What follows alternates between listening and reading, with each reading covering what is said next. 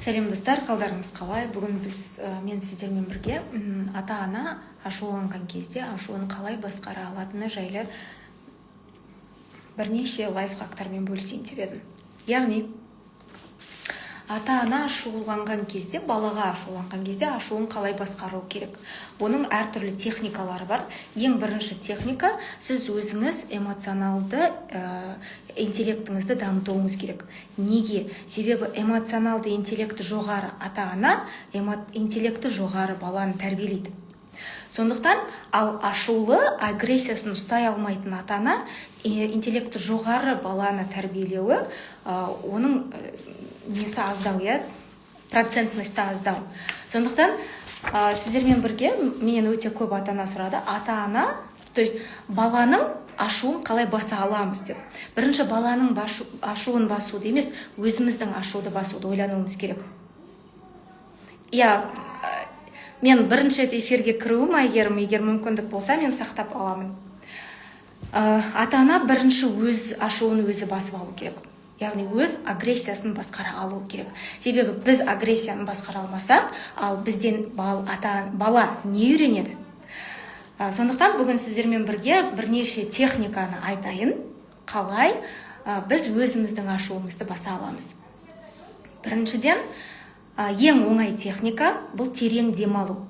Яғни 4-4-4 деген 3-4-тікті пайдаланасыз. Яғни 4 секунд терең демаласыз, 4 секунд демді ұстап тұрасыз және 4 секунд жібересіз. Осыны 3 рет қайталау қажет болады. Сол уақыт аралығында соған сізге ары кетсе 30 секунд уақытыңыз кетеді. Сол уақыт аралығында сіз ойлануыңыз керек. Мен қазір неге ашуланып тұрмын? Баланың іс-әрекетіне ме, әлде басқа нәрсеге ме? Және осы нәрсе 3 күн, 1 апта, 1 жыл, тіпті 5 жылдан кейін маңызды ма? Баланың кейбір қылықтарына біз болмайтын нәрселерге ашуланамыз. Оны мойындауымыз қажет. Және көбіне ата-ананың ең үлкен қателігі бұл басқаға ашуын баладан алу. Отбасында кім әлсіз? Бала әлсіз. Сондықтан баладан ашуды алу оңай, өкінішке орай. Сол үшін, егер балаларымыз тревожный болғанын қаламасақ, эмоционалды интеллектісі жоғары болғанын қаласақ, онда біз алдымен өзімізді басқаруды үйренуіміз керек. Ол үшін көптеп ізденіңіздер, әртүрлі психологиялық кітаптар оқыңыздар. Менде қазір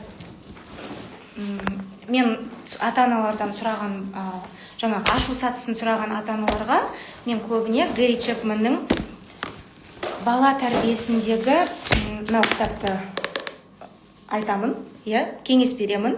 Бала тілін табудың 5 тәсілі кітабын. Осы жерде махаббат тілі жайлы айтылады.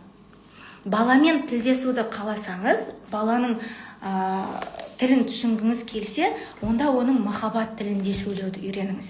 Яғни бұл кітапта сол туралы айтылады. Және осының ішінде ашу сатысы бар. Ашу біздің агрессия жалпы біздің өміріміздің бір, қалай айтсам екен, біздің өмірімізде орын алатын нәрсе. Және ашу бұл жаман эмоция емес. Ең бастысы біз оны қалай басқара алатынымыз маңызды. Және мынау бала тілі болса, мынау жасөспірімдерге арналғаны. Сондай-ақ мен сіздерге тағы да бір Росс Кэмпбеллдің, мынау кітап Гэри Чепмен мен Росс Кэмпбеллдің кітабы, ал мынау Росс Кэмпбеллдің «Как справляться с гневом ребенка» деген кітап. Яғни бұл жерде сіздерге нақты бір нәрсені айтпайды, сіз былай істесең, точно балаң ашуланбайды деген сияқты. Бірінші барлық нәрсенің түп тамыры ол өзімізден басталады. Өзімізді басқаруды үйренбейінше, өзіміздің ашуымызға есеп беруді үйренбейінше, біз балаға үйрете алмаймыз. Сондықтан алдымен саналы түрде өз ашуымызды басқарып үйренейік. Және мен қазір не үшін эфирге шықтым, мен өзімнің отбасы академияда оқыған кездегі дипломды қорғаған немді тауып алдым да, жазбамды. Сол жерде мен ортақ бала тәрбиесі туралы және осы агрессияны баладағы ашу жайлы жазған екенмін да. Жалпы сіздер ортақ біздің енді менталитетте көп нәрсе қалыптасқан нәрсе бар ғой, бір баланы ана көбіне тәрбиелейді деген нәрсе ше. Бірақ барлығы анаға үйреткішті. Былай істемейсің ба, олай істемейсің ба деген сияқты да. Бұл анаға үлкен жауапкершілік, үлкен ауыртпалық ана үшін. Себебі баланың тәрбиесіне жалғыз бір-ақ адам жауапты болу өте қиын. Сондықтан да балада екі ата-ана бар. Біреуі анасы, біреуі әкесі, екеуі бірге тәрбиелеу керек. Сол кезде ғана отбасында баланс ұстау оңай. Әрине, бұл толық отбасыларға арналған кеңестер. Жалпы ортақ тәрбие дегенде бұрындар айтып жатады ғой, бір баланы бір ауыл болып тәрбиелеген деп, ал қазір баланы тек қана ата-анасы ғана тәрбиелейді. Сол үшін ортақ тәрбиеде ата-әжесі де рөл ойнайды. Онымен бірге жаңағы қара шаңырақта тұратын болса, кім тұрады олармен бірге? Солардың барлығы рөл ойнайды. Бірақ ең басты рөлдегі адамдар бұл әкесі мен шешесі. Қалғандарының барлығы әке-шешесімен келісуі керек. Яғни әке-шешесімен келісе отырып, баланы бірге тәрбиелеу керек.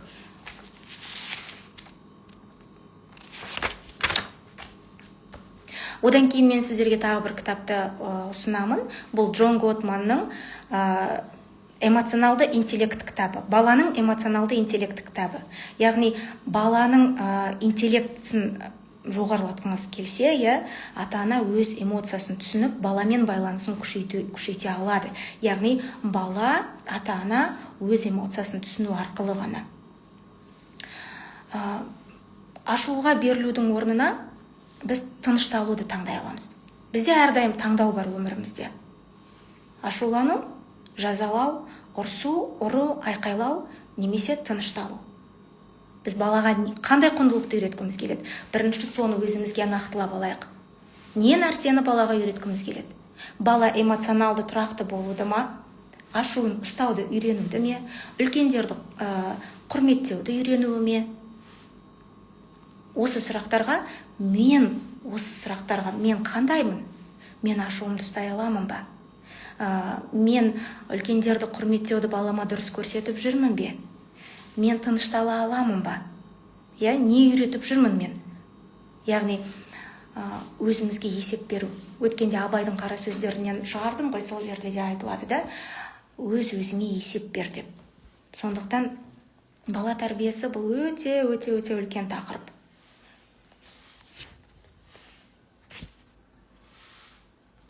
Жаңағы техникадан кейін, тыныс алу техникасынан кейін ойлану керек, өзіңізге жаңағы 3 сұраққа жауап беру. Мен не үшін ашуланып тұрмын? Кімге ашуланып тұрмын? Бұл осыншама уақыттан кейін маңызды ма? Яғни сізге ашуыңыздың бірінші себебін түсіну керек. Одан кейін бала неге бұлай жасады? Баланың түпкі ойын түсініңіз, осындай істеген. Мысалы, мен бір оқиғаны айтып берейін.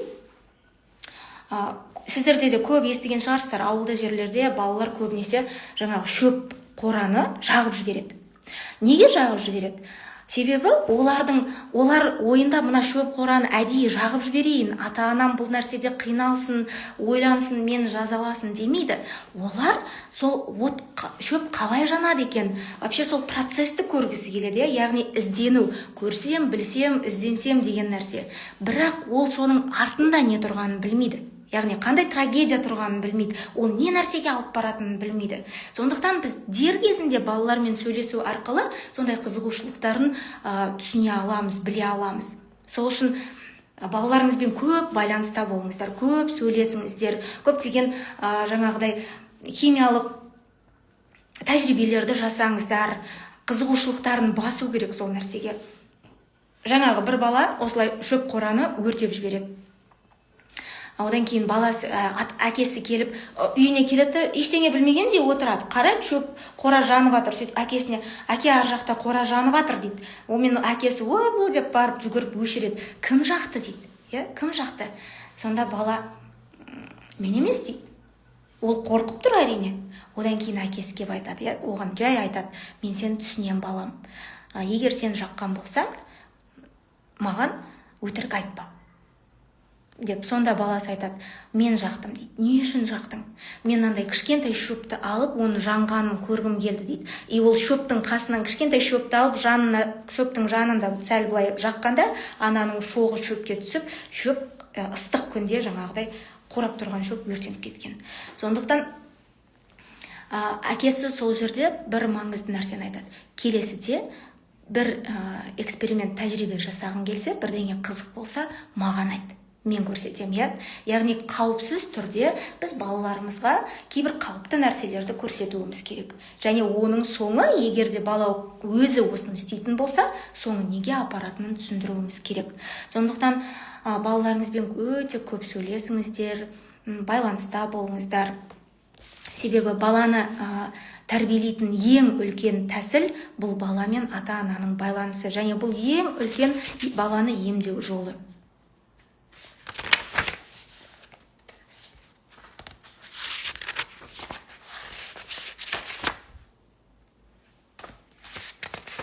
Қазіргі заманда біз өте саналы ата-ана болуымыз керек. Ал саналы ата-ана деген не?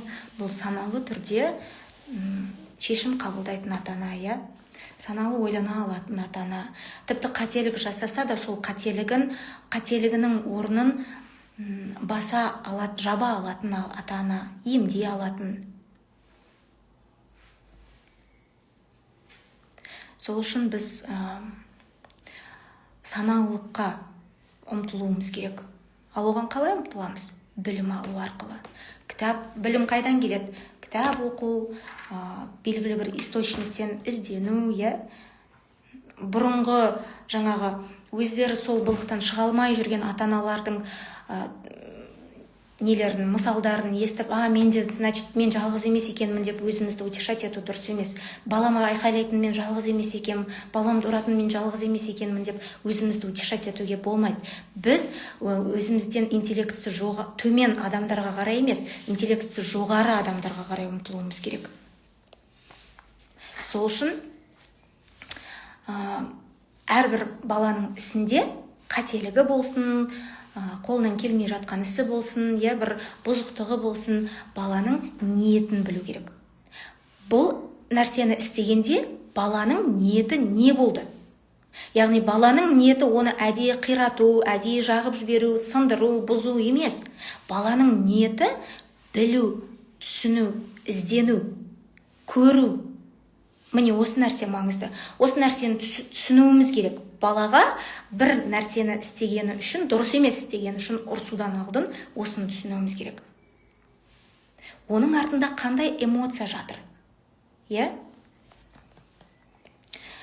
Сол үшін ізденіңіздер, үйреніңіздер, сұрақтарыңыз болса, беймарал директке қоя беріңіздер. Қазір мен бірінші рет эфирге кіріп тұрмын, айтпақшы. Қазір мүмкін көп нәрсені жіберіп алдым. Мына жерде өзімнің жазбаларыма қарап, сол жерден түйіп алғандарымның барлығын айтып отырмын да, ары берісінен.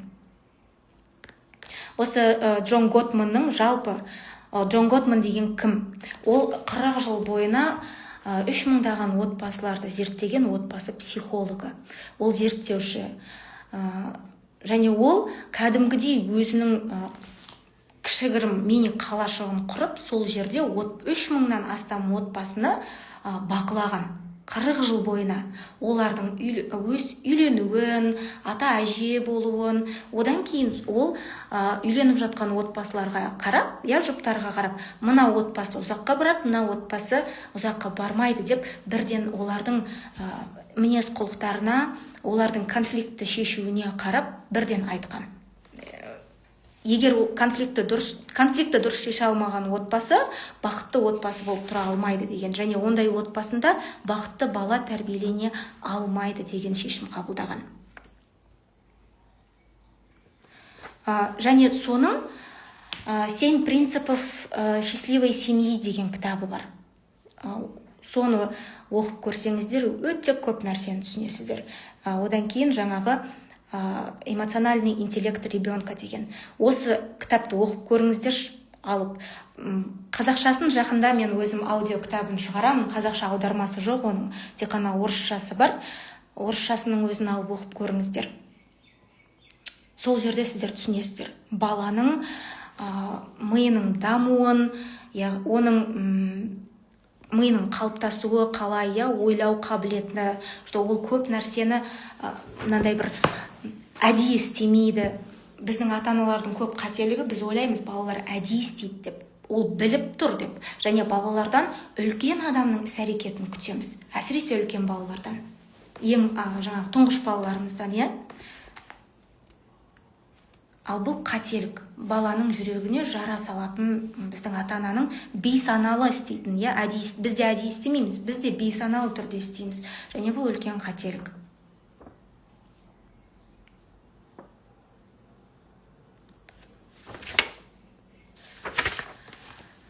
Сұрақтарыңыз болса, комментарийде қойыңыздар. Мен қазір нақты не туралы айтатынымды дайындалмадым да, сол үшін сұрақтарыңызға жауап беруге дайынмын.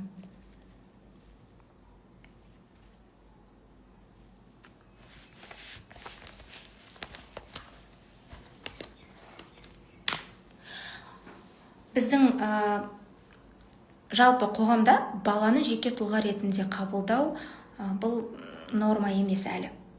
Яғни бала бұл біздің меншігіміздегі адам, ол бізге бағынуы тиіс адам деп қабылдаймыз. Белгілі бір авторитетті қабылдау керек, және ата-ананың құрметін, оның сыйластығын орнына қою керек. Оны кім үйретеді? Оны ата-ана үйретеді балаға өз-өзін сыйлатуды, бірақ қорқынышпен емес, мейіріммен, сүйіспеншілікпен. Сәлеметсіз бе?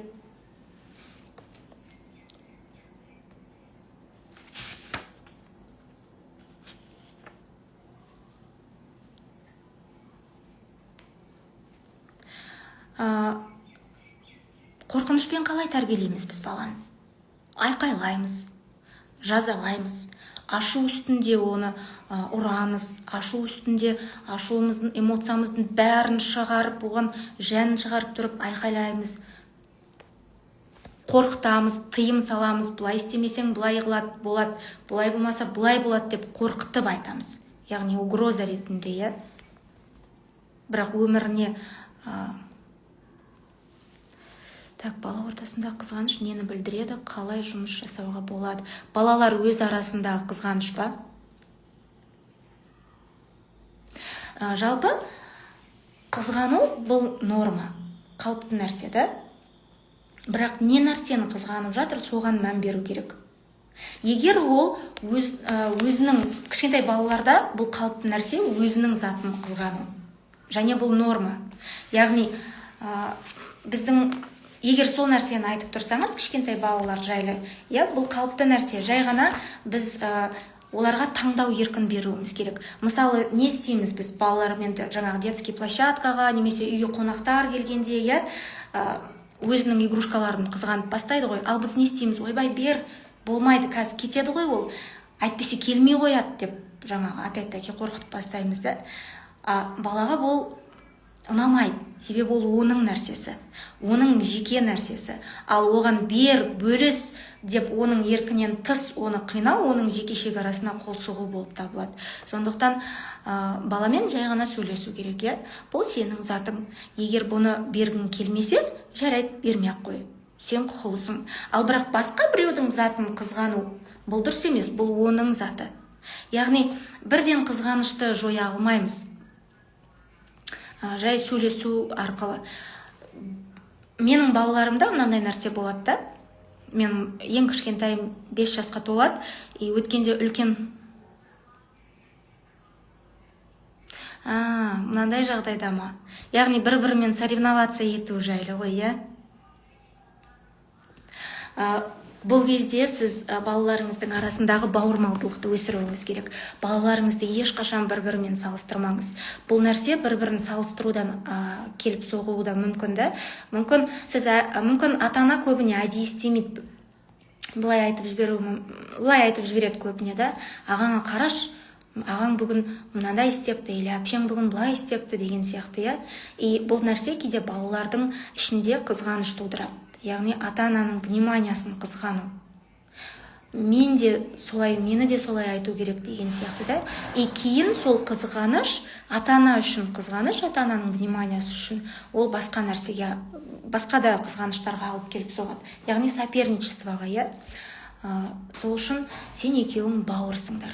Бірінші, ұлыңызбен сөйлесіп көріңіз. Неге олай істейсің? Мен сенің осылай істегеніңді байқадым. Оған себеп бар ма? Мүмкін ол әдейі жасамайды. Мүмкін үйде жаңағы әпкесі досын алып келіп ойнағаннан кейін, мүмкін ол да ойнағысы келеді. Иә? Көбіне балалар әдейі істемейді бұл нәрсені. Мынау істеп отыр, мен де істейін деген сияқты да, мен де әкелейін деген сияқты. Сондықтан балаңызбен көп сөйлесіңіз. Сұрақ қойыңыз. Мен осындай нәрсені байқадым. Мүмкін мен дұрыс емес түсініп жатырмын. Сен қалай ойлайсың? Сен әпкеңмен жаңағыдай соперничать етіп жатқан жоқсың ба, жарысып жатқан жоқсың ба? Ол сенің бауырың, бір-біріне қамқор болуларың керек, бір-біріңді жақсы көрулерің керек деп ше. Осылай көп айта беру керек балаларға. Және ол миында қалыптасады, сіңіп кетеді миына. Кейін үлкейген кезінде жұмыс істейтін болады сол сөздер. Бірақ бұл нәрсе үшін ешқашан ұрыспаңыз.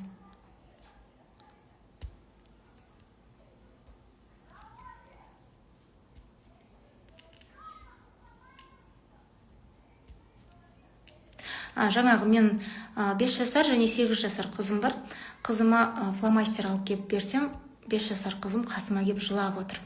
Арзымайды. Сөйтіп, неге жылап отырсың?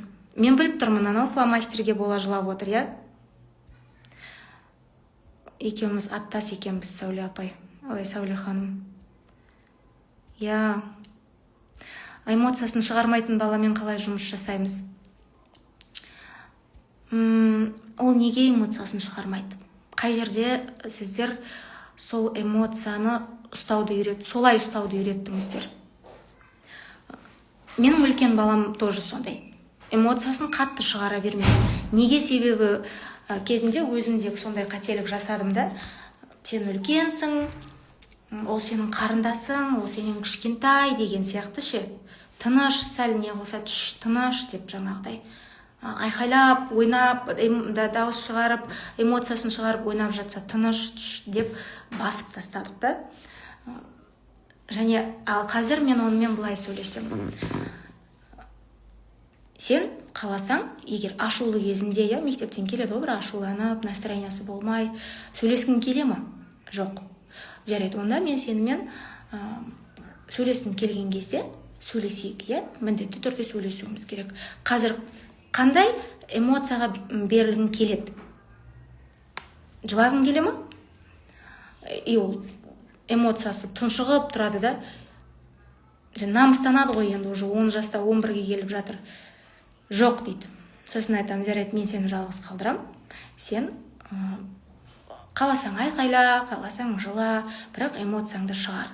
Яғни, менің алдымда шығара алмасаң, өзің жылап айқайла қал.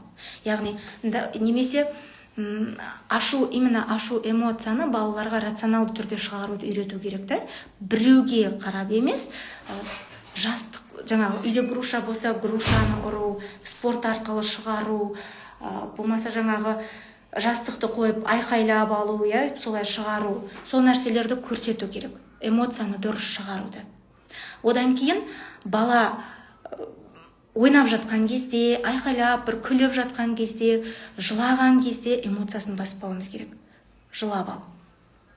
И күліп, айқайлап, шулап кетеді ғой, кейде миыңды ашытып. Сондай кездерде де баспау керек. Жарайды. Эмоциясын шығара алмайтын балаларға да жарайды. Шығарып алсын деп күту керек жай ғана. Сөйлесіңіз просто. Бақылаңыз балаңызды. Әсіресе аналар баласын сезеді ғой. Және білесіздер ме, әсіресе аналар ұл баланы қатты сезеді. Әкелер қыз баланы сезеді. Не үшін екенін білесіздер ме? Аналарда 75% интеллект, әкеден Ұлда анадан келеді 75% интеллект, ал қызда әкеден келеді. Сондықтан қыздар әкелеріне жақын болады, ұлдар аналарына жақын болады. Сол үшін балаңызды сезіп үйреніңіз. Эмоциясын баспауды үйреніңіз. Эмоциясын көрген кезде жаңағыдай дереу оған сұрақ қойып, не болды, не қылды деп деу емес, оған уақыт беріңіз.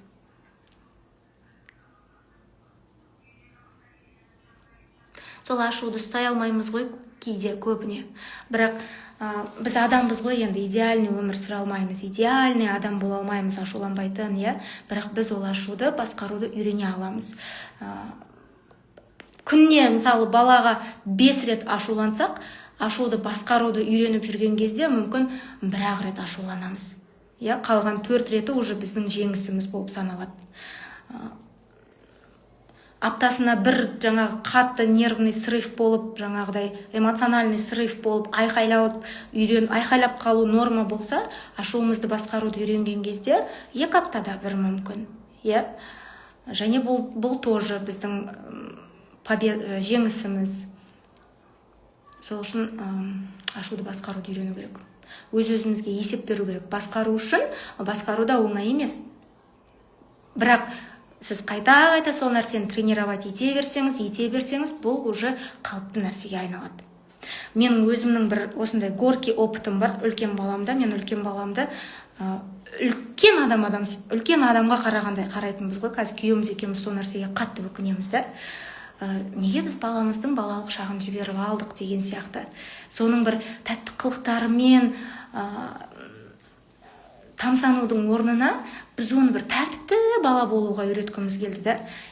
Мен жаңағыдай барлық қателік үшін, қателіктер үшін мен оны бұлай істеуге болмайды деп жаңағыдай қатты тыйым салып ұрсатын едім да. Міне сондықтан да мен өзім мойындаймын осы нәрседе. Мен өз баламды өзім солай кішкентай кезінде басып алдым. Неге сүйіп қоясың? Сүюге болмайды. Сүйетін болсаң айт маған деп қатты айтып, тыйым салып, бұйырып айтудың кесірі ғой осы нәрсе, Сол кезде мен басқаша істесем болатын еді. Жарайды, ештеңе етпейді, бұл нормально. Келесте сүйгің келсе маған айт, мен сені тосам.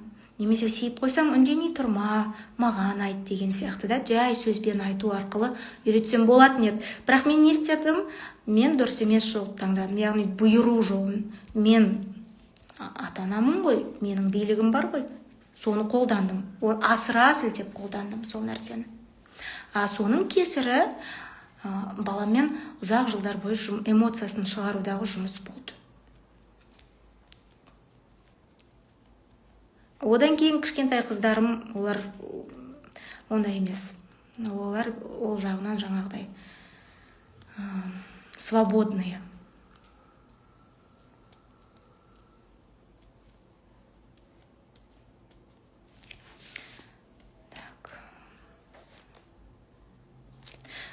Сол ашуды қалай басқарамыз дейсіз. Ашуды басқару бағана айтқанымдай бірден пайда болмайды, келмейді ол. Жай ғана өзіңізге әр ашуланған кезде, былай, мысалы, балаңыз бірдеме істеп қойды деліге, балаңызға ашуланып тұрсыз да, айқайлайын деп жатқан кезіңізде бір болады ғой, бір эмоцияңыз ішіңізден тасып жатқан кезде, бірден жұдырығыңызды жұмсаңыз да, яғни бірінші біздің эмоциямыздан бұрын бірінші денеміз әсер етеді ол нәрсеге.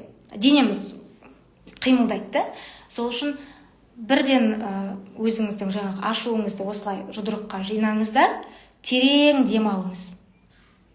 Миға кислород барады, 3-4 секундта кислород барады, одан кейін ми ойланып бастайды. Демді жібересіз. 3 рет дем аласыз, солай дем алып демді жібересіз.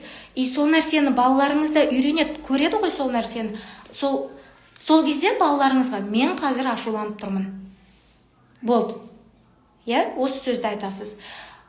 Солай ашуыңызды басқаруды үйренесіз. Және балаларыңыз да біледі, сіз уже терең дем алып бастағаннан балаларыңыз, мен мамам ашуланып тұр екен.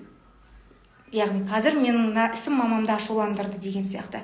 Бірақ кейін балаларыңызбен сол нәрсе туралы сөйлесіңіз. Мына нәрсе мені ашуландырды. Неге ашуландырды? Себебі былай. Өтінем, келесіде былай істеме.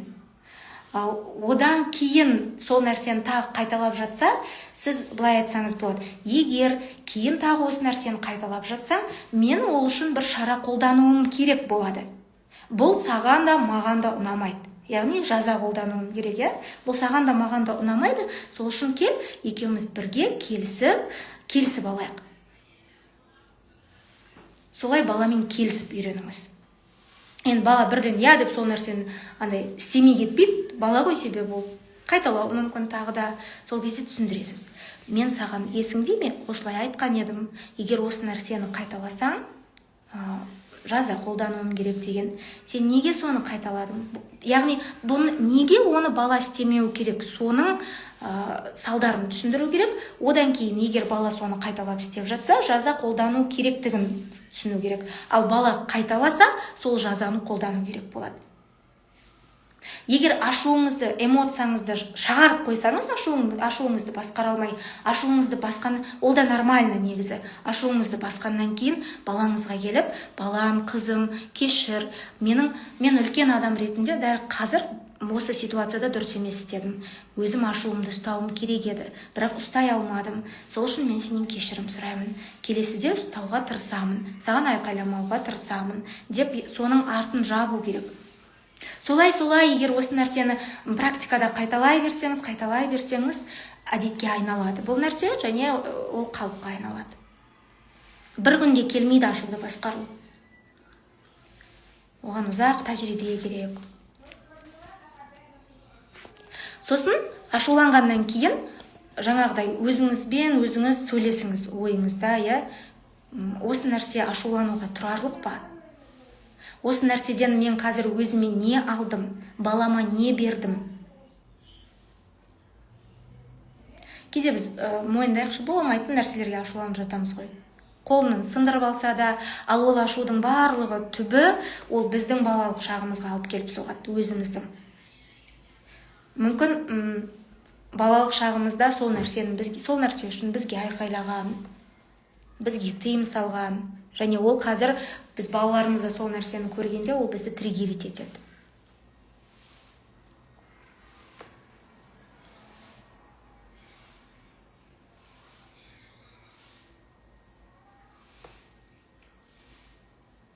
Ұлым 6 жаста, менен басқа, яғни анасынан басқа кез келген адамдармен сөйлесуге ұялады, немесе жасқанады, тіпті әкесінен де неліктен. Енді бәлкім бұның бір несі, себебі бала өзі характері сондай болуы мүмкін. Яғни сізден басқа ол кішкентайынан айналасында басқалармен қарым-қатынас ұстап көрмеген болуы мүмкін.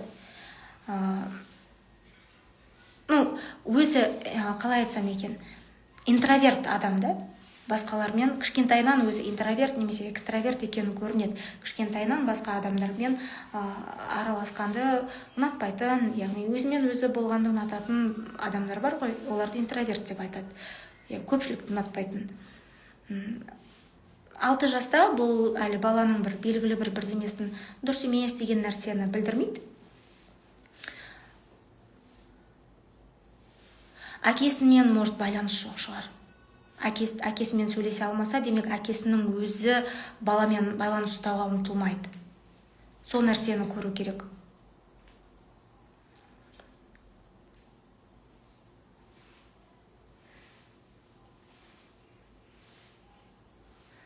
Мүмкін тыйымдар болған шығар. Негізі бала әкемен жақын болу үшін әкенің өзі алдымен ұмтылу керек, баламен байланыс жасауға. Себебі басқа адамдармен байланыс құруды ата-ана үлгі ретінде көрсетеді. Негізі кез келген нәрсені ата-ана үлгі ретінде көрсетеді. Ата-ана үлгісінде алады бала. Сондықтан күйеуіңізбен сөйлесіп көріңіз. Бірінші өзі баламен ойнасын, көбірек сөйлессін, жеке кездесуге шықсын баламен, жеке өзі уақыт көңіл бөлсін, уақыт бөлсін, футбол ойнасын. Баламен тіл табысу, кішкентай балалармен, әсіресе 7 жасқа дейінгі балалармен тіл табысу, бұл олармен ойнау болып саналады. Олармен ойнау керек көбірек.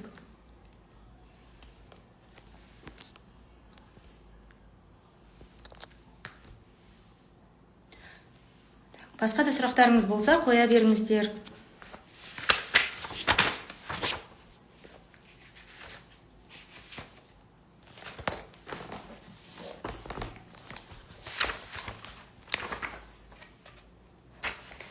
Жалпы сіздер махаббат тілі жайлы білесіздер ме? Яғни адам біздің кәдімгі өзіміздің сөйлейтін тіліміз бар, иә? Және біздің эмоция тіліміз бар. Яғни эмоция тіліміз бұл махаббат тіліміз, иә? Әркімде ол әртүрлі болады. Көбіне отбасыларда ерлі-зайыптылар бір-бірімен жаңағыдай тіл табыса алмай жатады. Неге? Себебі бір-бірінің махаббат тілдерін білмейді, әрқайсысы өз тілінде сөйлейді. Сол сияқты баламен де. Біз баланың махаббат тілін білмейміз, солай біз тек балаға өз тілімізде махаббатты көрсете береміз. Ал бұл балаға жетіп бармайды. Яғни бала ата-анасының жақсы көретінін сезбейді, оның тілінде сөйлемесек. Ал махаббаттың 5 тілі бар. Оны кім шығарды? Оны отбасы психологы, американдық жазушы Гэри Чепмен шығарған. Жаңағыдай оны зерттеу арқылы жазған. Яғни қаншама мыңдаған отбасыларды зерттеп, оларды бақылап, олардың бір-бірімен қарым-қатынасын бақылап, сол арқылы ол белгілі бір 5 махаббат тілін шығарған. Жалпы махаббат тілдері өте көп. Бірақ соның 5 негізгі тілі бар. Бұл бірінші жылы сөз айту, яғни жылы сөздің ішінде қолдау сөздер, мақтау сөздер, комплимент сөздер, алғыс айту сөздер бар.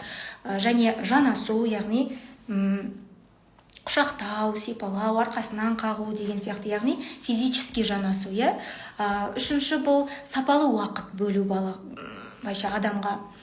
Төртінші сыйлықтар сыйлау, және 5-ші бұл қызмет көрсету.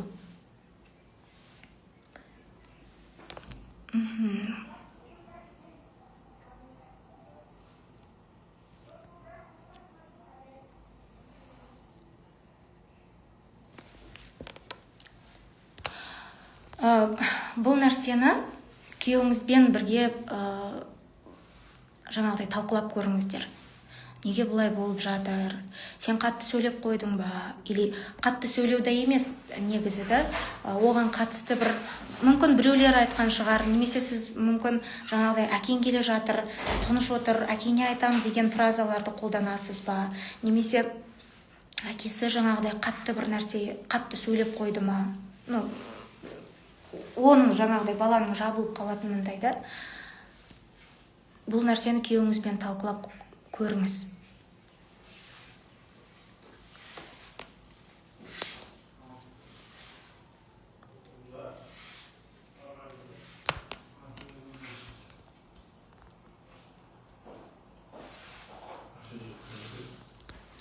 Махаббат тілдеріне оралсақ, опять-таки жаңағы балаңыздың ашылуында оның махаббат тілін табу арқылы балаңызды аша аласыз. То же самое эмоциясын ашуда да оның махаббат тілінде сөйлей отырып, эмоциясын шығарта аласыз. Оны қалай табамыз? Балаңызды бақылаңыз. Балама не ұнайды? Жылы сөздер айтасыз ба? Яғни, балам, сен үшін мақтанамын, сені жақсы көремін. Балаға күніне кем дегенде 3 рет сені жақсы көремін деп айту керек. Осы нәрсені жаңағыдай саналарыңызға құйып алыңыздар. Балаға күніне 3 рет, балам, қызым, сені жақсы көремін. Сен менің таңдаулымсың. Сені Құдай берген. Деп солай айтып отыру керек. Одан кейін мүмкін қазір айтады, бәрі балалар жаңағыдай, барлық балаға сыйлық берген ұнайды ғой деп. Жоқ, олай емес. Барлық балаға сыйлық берген ұнамайды.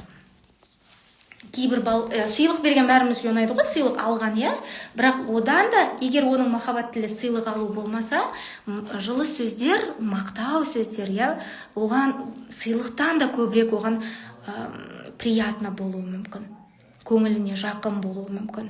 Сол үшін жаңағыдай 1 апта бойына балаңызға тек қана жақсы сөздер айтып көріңіз. Рахмет саған, көмегің, мен сенің осы ісіңді бағалаймын.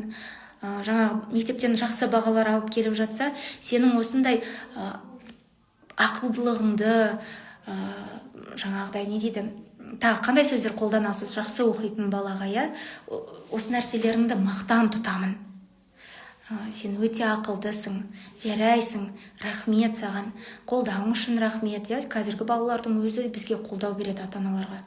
сен өте ақылды, озбыр, сұлу, мейірімді, көркем қызсың, жаңағыдай ержүрек баласың, ұлсың деген сияқты сөздерді қолданыңыз.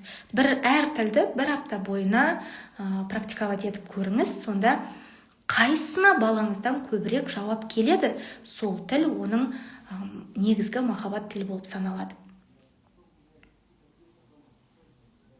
Мен өзімнің үлкен балама не ұнайды? Жанасу ұнайды. Оны көбірек құшақтап, оны көбірек жаңағыдай арқасынан қағып, сүйіп отырсаң, ол оған прям жағымды, да? Ұнайды сол нәрсе. Оған сыйлықтан гөрі солай құшақтаған жағымды. Сол үшін мен 100% айта аламын, барлық балаларға сыйлық алу ұнай бермейді. Сыйлық алу әрине приятно, бірақ бұл оның негізгі махаббат тілі болмауы мүмкін. Және бір адамда бір емес екі махаббат тілі болуы мүмкін, бұл махаббат тілдері жайлы осы бала тілін табудың 5 тәсілі кітабынан оқи аласыз. Сондай-ақ, егер жұбайыңыздың махаббат тілін білгіңіз келсе, біздің YouTube каналымызда менің сабағым бар, жұбайлардың махаббат тілі деген, сол жерден көрсеңіз болады. Бала өскен сайын балаға жақын болу керек. Бізде бір нәрсе бар ғой, кішкентайында біз өте балаға жақын боламыз да, кейін бала өскен сайын біз кішкене алшақтай береміз. Солай баламен байланысты жоғалтып аламыз. Бірақ біз баланы жасөспірім шаққа дайындауымыз керек. Бізде мынандай түсінік бар да, жасөспірім балаға тиіспеу керек деген. Саған тиіспей жатыр ма, сен де оған тиіспе деген сияқты да. И бұл кейбір крайностьқа келуі мүмкін. Қандай крайность? Баланың өмірі ата-анаға қызық емес деген. Бала солай түсінуі мүмкін. Менің өмірім ата-анаға қызық емес. Мен ата-анам жақсы көрмейді. Себебі бұл кезде баланың санасында, организмінде, ағзасында эмоциональный дисбаланс болады. Сол кезде керісінше баланың жанында болу маңызды. Ал жасөспірім шаққа дайындаудың ең бір жақсы жолы бұл кішкентайынан баламен байланыс құру. Яғни бала өскен сайын оған керісінше жақын болу керек.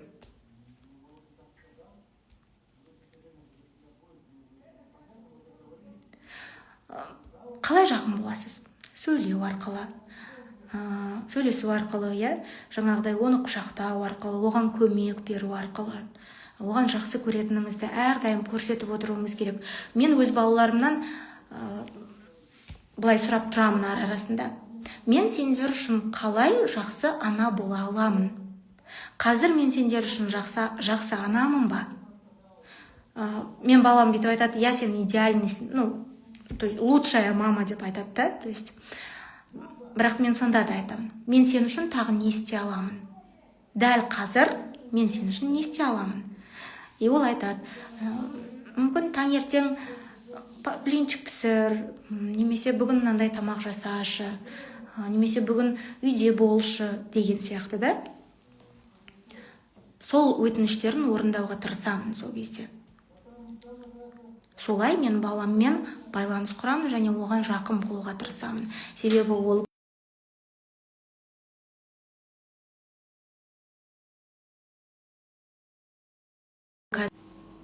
жасөспірім шаққа жақындап келе жатыр.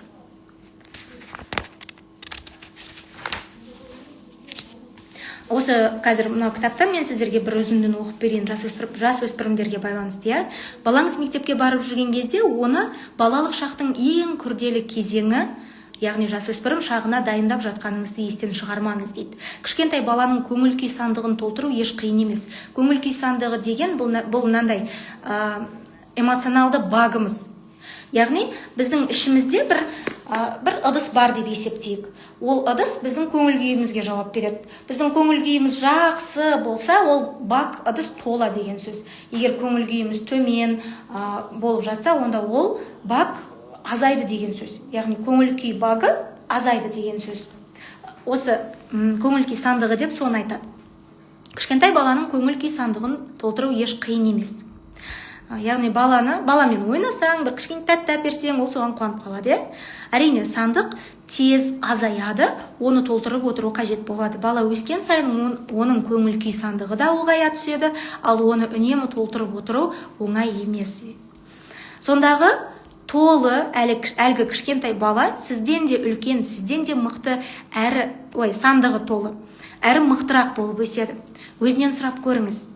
Ал қызыңыз болса, ересек адамдай сізге ұқсап, маңайына шуақ шашып тұратын ақылды қызға айналады дейді. Сондықтан бұл жерде өте маңызды бір түсінік, бұл баланың көңіл күй сандығын тола күйінде ұстау. Яғни жақсы көңіл күй сандығын, Олар сіздің жақсы көретініңізді қажет етпейтіндей көрінсе де, олардың сандықтарын мейірім, махаббатқа толтырып отырыңыз. Жасөспірім кезеңіне аяқ басқан ұлдар жұмсақтықты әйелге тән қасиет деп басқаларды өзіне жақындатпаса, ал қыздар әкесінің өздерінен алшақтап бара жатқанын байқайды. Жасөспірім шаққа аяқ басқан қызыңызды болашақ өмірге дайындағыңыз келсе, оны құшақтап тұрудан қашпаңыз. Себебін айтайын, жасөспірім кезеңіне өтер кезде қыздарға әкелерінің өздерін жақсы көретінін білу өте маңызды. Ұлдардан айырмашылығы, өзін басқалардың шартсыз жақсы көретініне көз жеткізу қажеттілігі қыздар үшін күннен күнге арта түседі де, ол 11 жасқа жеткенде шарықтау шегіне жетеді. Мұндай ерекше қажеттіліктің бір себебі, аналар әкелерге қарағанда қыздарын көбірек өбектейді. Яғни көбірек тыйым салып бастаймыз. 6-шы сыныпта оқитын бір топ қызға зер салып қарасаңыз, кімнің жасөспірім кезеңге дайын екенін, ал кімнің қиындықты бастан кешіріп жатқанын байқайсыз. Өмірінің осынау ерекше сәті жақындаған сайын қыздар өзіндік бағасының жоғары болу керектігін іштей түсінеді. Яғни самооценкасын, ол сондай-ақ болашағын болжай білу үшін сексуалдық білімнің де жоғары болуы керектігін айтпай-ақ біледі. Әйел ретінде өзінің орны бар екенін білу үшін аса маңызды. Яғни жыныстық тәрбие жайлы айтады. Жыныстық тәрбие болу керек балада. Қыз бала болсын, ұл бала болсын, 11 жасқа дейін ол балаларда жыныстық тәрбие болу керек. Яғни ол өзінің денесінің дамуын, өзінің дене мүшелерінің ненің не үшін қажет екенін білу қажет. Қыздарға көз салсаңыз, кейбірінің өзге жыныс өкілдерінің қасында өзін еркін сезіне алмайтынын байқайсыз. Олар ұялшақ болады, немесе бойын ұлдардан аулақ ұстайды. Кейбірі тіптен дарақылыққа барып, оны өзіне ынтықтыруға тырысады. Ұлдар әдемі қыздарға қырындағанымен, олардың бұл қыздарға берер бағасы тым жоғары емес. Тіпті бұлай шыққасын, оларды мазақ қылатыны да болады. Алайда мұндай қыздар үшін ең қиыны оның беделі ғана емес, сондай-ақ басқа қыздармен арадағы қарым-қатынасы.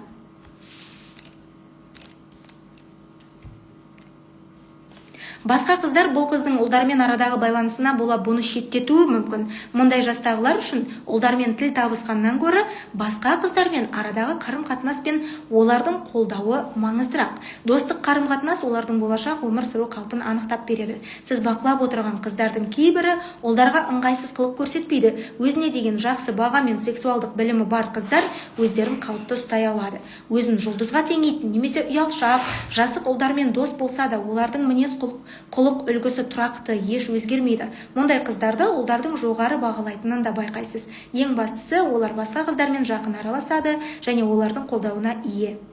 Өзімдік бағасы мен сексуалдық білімі жоғары қыздар құрдастары тарапынан болатын қысымға да қорықпай қарсы тұра алады.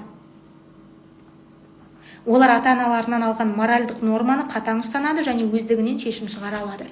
Бұл қыздың басқалардан қандай ерекшелігі бар? Өзгелері құрдастарымен тіл табыса алмаса, мінез құлқы қалыпты қыздар еш қиындықсыз араласып кетеді. Неліктен? Әрине, бұл махаббат пен мейірімге толы көңіл күй сандығының көрінісі. Басқалармен дұрыс қарым-қатынас орната алғандардың әкелері көңіл күй сандығын толтырып тұруға атсалысып отырады. Алайда әкесіз қыздар үшін тығырықтан шығар жол жоқ деуге болмайды. Олар үшін әкенің орнын атасы немесе көкесі, ағасы баса алады. Әкесіз қыздардың көбі білімді, тәрбиелі әйелге айнала алады деп жазылған. Яғни баладағы осы эмоционалды бакты толтырып отыру өте маңызды. Сіз оны құшақтаған сайын, оған жақсы көрем деп айтқан сайын, оның еркелігін көтерген сайын, онымен дұрыс қарым-қатынас, дұрыс байланыс құрған сайын, оның осы эмоционалды багы тола береді. Ал біз балаларға тыйым сала берсек, әсіресе аналар неге қыздарға көп тыйым салады? Себебі өздеріне көп тыйым салынған, және неге осы жасөспірім есейіп қалған қыздар әкелерін құшақтап сүйіп жатса, бұл бір ерсі көрінеді бізге. Себебі бұл біздің тәрбиеміз, ол бұрынғы жаңағы менталитетіміз, опять-таки сол нәрседен келіп шығады. Болмайды деген, бұл ерсі көрінеді, өзін дұрыс ұстау керек деген сияқты бір біздің миымызда бір границалар бар да. Бірақ ол бәрібір бала. Ал эмоционалды жаңағы багы азайған, немесе тіптен жоқ, пустой бала, ол сол бакты толтыру үшін жан-жақтан іздей береді. Жан-жақтан көңіл іздейді, өзіне жылы қараған адамдарды іздейді, жылы сөз айтқан адамдарды іздейді. Сол үшін біз ата-ана ретінде бірінші біздің міндетіміз, мақсатымыз баланың сол көңіл күй багын толтырып отыру қажет. Бала өскен сайын ол үлкейе береді, естественно, оның қалаулары да үлкейе береді деген сияқты, бірақ біз бұл жерде материалды нәрсені емес, рухани, моральды, интеллектуалды нәрселерді айтып жатырмыз, яғни жанына қажет нәрселерді. Әр күніге құшақтаңыз балаңызды, балаңызға жоқ дегенде 5 минут уақыт бөліңіз, сөйлесіңіз, алғыс айтыңыз, мақтаңыз, жақсы көремін деңіз, оның кейбір материалды қажеттіліктерін толтырып отырыңыз, жаңағыдай. Әрине, оңды солды барлық нәрсе қажеттілігін алып бере беру емес, бұл жерде оған қажетті определенный бір нәрсеге қажет пе? Шамаңыз жетсе, әрине барлық жағдайды жасап тастаңыз. Бірақ определенный бірдемені сұрап жатқан кезде балаңызға айта аласыз. Мына нәрсе саған не үшін қажет? Мен не үшін саған бұны алып беруім керек? Яғни, егер бала сол нәрсеге мұқтаж болса, әрине оны алып бересіз. Бұл киім, тамақ, үй, сабақ, оқу деген нәрселерден бөлек, тыс баланың жеке қажеттіліктері үшін. Мысалы, телефон, планшет, компьютер, тағы да бір қосымша нәрселер мүмкін, қыдырулар, кафеге бару, паркке бару деген сияқты, ойыншықтар мысалы, сол нәрселерде сіз баланың өзіне сұрақ қою арқылы не үшін қажет? Дәл қазір осы нәрсеге мұқтажсың ба? Бұл қандай мәселеңді шешеді, қандай мәселеңе көмектеседі деген сияқты нәрселерді, сұрақтарға жауап бере отырып, сіз оған керек немесе керек емес екенін балаға түсіндіре аласыз.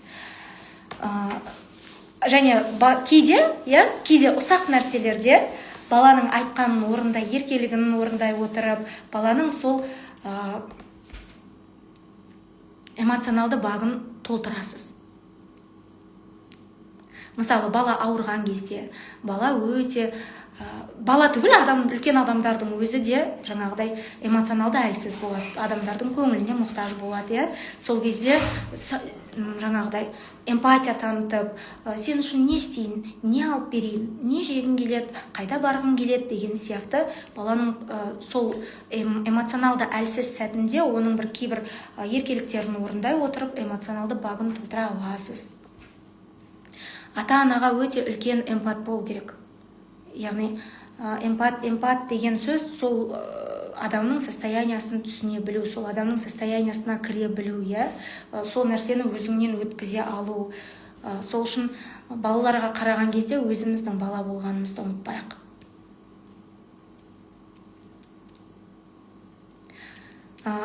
Сол осы 10 жасқа дейін, балалар қазір айтты, қыздарда 11 жаста бұл шарықтау шегіне жетеді деп, яғни қыздарға әкесі 11 жасына дейін жақын қарым-қатынаста болса, яғни ешқандай бір қатаң шекаралар емес, ойбай әкеге қайдан көрінген жаңағы қызы әкесін құшақтаған деген сияқты нәрселерді мидан алып тастау керек. Просто ештеңені бала мен ата-ана арасындағы қарым-қатынастарды сексуализировать етудің қажеті жоқ. Бұл біздің арам ойымыздан шығатын нәрселер. Сол үшін бірінші ойымызды тазартайық осы нәрселерде. қанша әкесі қызын көп құшақтап, оған эмоционалды жақын болса, қыз ол сон өскен кезде өз-өзіне сенімді, осы эмоционалды bagы толы болып, ол өмірде көп нәрсеге қол жеткізе алады. Және басқа адамдардан, шеттен өзін ешкіммен салыстырмайды, және шеттен басқалардан махаббатты, көңілді іздемейді. Сол үшін бұл әкелерге өте маңызды нәрсе. Ал ұл баламен де жаңағыдай оның определенный қажеттіліктеріне жауап бере отырып байланысты қалыптастық құру керек.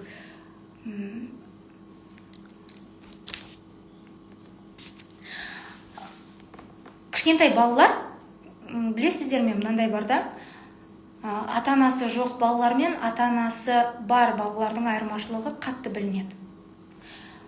Ата-анасы немесе ата-анасы аз көңіл бөлетін балалармен, ол былай бір оқиға айтып берейін. Жақында менің қызымды, 2-ші сынып оқитын қызымды, 3-ші сынып оқитын бір бала көшеде, жаңағы мектептің алдында ойнап жүгіріп жүр, жайден жай келіп ұрып кетеді. Менің қызым жылап қалады. Оны көрген жаңағы бала достары, апайы ашуланып жаңағы балаға барады. Неге сен олай істейсің? Неге ұрасың? Ол балада жауап жоқ. Әдетте біз күйеуіміз екеуміз, егер мектепте қандай да бір проблемалар болып жатса, балалармен барып сөйлесетінбіз. Бірақ бұл жол біз не істерімізді білмедік. Себебі ол баланың әкесі жоқ, және анасы, ол еще көп балалы, және анасы мүлдем тәрбиесіне араласпайды. Бұл жағдай және бірінші рет емес та, ол баламен болып жатқан. Ол бала кез келген баланы солай көшеде кетіп бара жатқан ұра салуы мүмкін. Неге? Себебі ішінде агрессия толы. Ол сол агрессияны бейсаналы түрде жан-жағына шашыратып жатыр. Сол баладан байқағанымыз, ол балаға жаңағы, ол балада эмоционалды бак пустой, бос. Оны толтырып жатқан ешкім жоқ. Ал бос нәрсені не толтырады? Жаман нәрсемен толтырады ол бос орынды. Егер біз жақсы нәрсемен толтырмасақ, ол нәрсені біз жай ғана далаға, ол ыдысты далаға қойып қойсақ, оның ішіне шаң кіреді, құрт құмырсқа, жаңбырдың лас суы кіреді, сонымен бәрі ластанады, және сол ыдыс лас нәрсемен толады. Лас нәрсемен толғаннан кейін оның ішінен тек қана лас нәрсе шығады. Сол үшін міне айырмашылық сода. Махаббатқа, мейірімге толы балалар, олар айналасына мейірім бере алады, мейірім көрсете алады. Менің қызыма сол кезде апайы барып, екеуін қойып, ұр деген ғой жаңағы баланы. Мен қызым ұрмайым деген. Сені ұрды ғой, ұр десе, жоқ ұрмайым деген. Неге? Себебі менің қызымда оны ұруға жаңағыдай себеп болып тұрса да, ол өзіне ол нәрсеге рұқсат бере алмайды. Себебі ол оның тәрбиесі ол нәрсеге жібермейді да. Хотя мен айтам, егер өзіне саған денсаулығыңа біреу зиян келтіріп жатса, сенің шекараңды бұзып жатса, сен де оның шекарасын қорғап жаңағы тұруға міндеттемессің. Сені ұрып жатыр ма? Қайтар, қорған өзіңді депті. Бірақ бұл жерде ол өзін қорғап тұрған адамдарды білді да. Өзін қорғап тұратын адам бар екенін білді. Бір емес, 2 мұғалім, завучы тұрғанда. Сол үшін балаларыңыздың осы эмоционалды багын жақсы нәрселермен толтырыңыз. Жақсы сөздермен. Бізде бір ең жақсы мақал бар ғой, жақсы сөз жарым ырыс деген, яғни жақсы бір істің жартысы біткені деген сөз да, яғни сол үшін жақсы сөздер айтыңыз. Құшақтаңыз, күніне жоқ дегенде 3 рет мен сені жақсы көрем балам, сен Құдайдан келген маған аманатсың, Құдайдың берген сыйысың, жарылқауысың, батасысың, сені біз Құдайдан сұрап алғанбыз, сен қалаулысың деген нәрселерді көп миына құя беріңіздер. Құшақтаңыз, оның бір еркеліктерін орындаңыз. Қазір еркелігін орындамасаңыз, қашан істейсіз сол еркелікті? Ол өсіп кетеді. Өскен кезде ол, егер сіз белгілі бір шекараны ұстап тұрсаңыз, тәрбие бұл махаббат пен шекараның балансы. Еркелету бір бетімен жіберу емес. Балаға дұрыс шекара қоя білу. Белгілі бір өзінің дұрыс шекарада өскен бала, ол есіріп те кетпейді, жаман болып та кетпейді. Себебі оның осы жан дүниесіндегі махаббат багы, эмоционалды багы тола күйінде қалады. Сондықтан, құрметті ата-аналар, мен бүгін осымен аяқтаймын. Балаларыңыз, өздеріңіз ашуларыңызды басқаруды үйреніңіздер. Бұл бір күнде келмейді. Жай-жай өздеріңізге ашуды басқаруды әдетке айналдырған кезде келеді, ол нәрсе. Және де балаларыңыздың махаббат тілінде сөйлеңіздер. Махаббат тілі жайлы біздің YouTube каналымыздан көрсеңіздер болады. Және балаларыңызбен байланыс құрыңыздар. Тәрбиенің ең үлкені бұл баламен байланыс құру. Бүгіндікке сау болыңыздар. Тыңдағандарыңызға, көргендеріңізге үлкен рахмет. Сізге де рахмет.